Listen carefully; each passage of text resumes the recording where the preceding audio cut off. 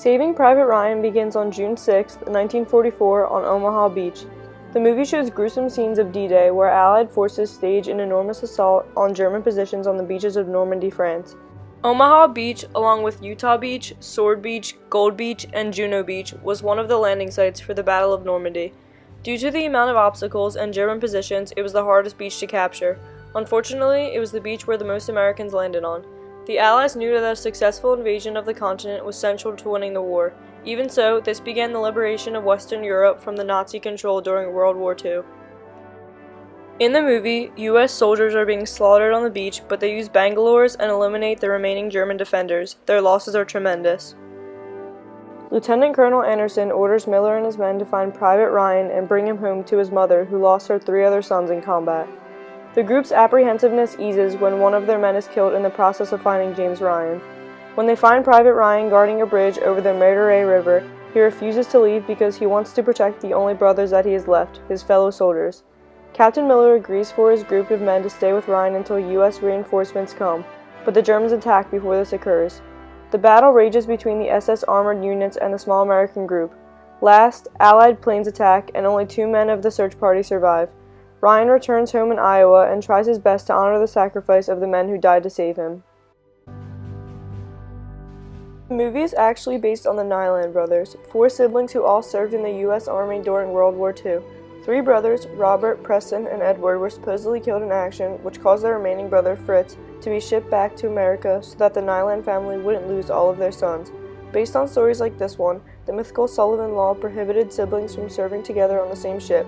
Though, while siblings are not encouraged to serve together, exceptions can be made as long as the ship is not in a hostile firing zone. The movie's factual encounters within the scenes are incredible. The landing on Omaha Beach was the hardest fought and most costly of the D-Day landings. In the movie, they depicted the scene perfectly, including the men sit in the American landing crafts.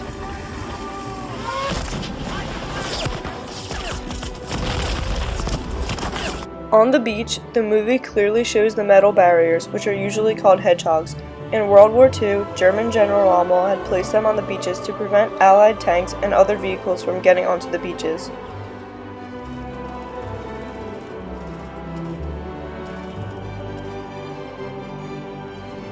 However, Saving Private Ryan is not all factual. Some of the scenes portray fictional or mistaken aspects of the war. First, there are some technological errors. In the Ryan farmhouse scene, you see a telephone hanging on the wall, but that type of telephone did not appear until at least the 1950s.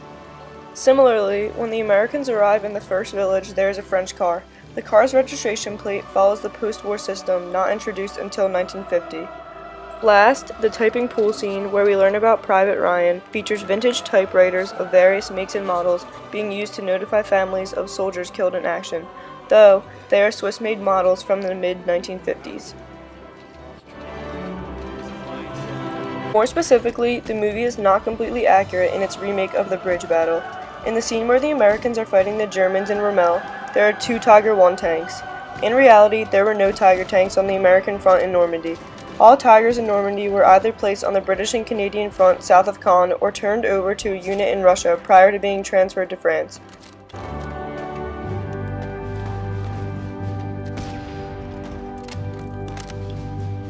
Next, even if there were tanks, the movie shows the wrong division in battle. The American troops at Rommel Bridge are supposed to be fighting the 2nd SS Panzer Division. In the scenes with the Tigers, a 1st SS Panzer Corps insignia, or cross keys, is seen on the front right hull of the Tigers. 2nd SS Panzer Division was never part of the 1st SS Panzer Corps, so they would not have had these symbols.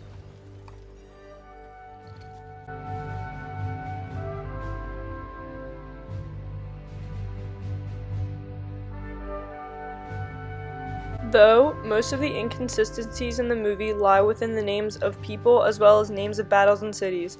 There was no Captain John Miller of the 2nd Rangers, and the final battle of the movie at Rommel did not exist in real life. Rommel was actually a German field commander during World War II. However, there were many important bridges throughout France that the Allies tried to defend during the war, so the scenario at Rommel is definitely plausible. With just a few exceptions, Saving Private Ryan did an excellent job of showing the invasions on D-Day, as well as the brotherhood that develops within men in war.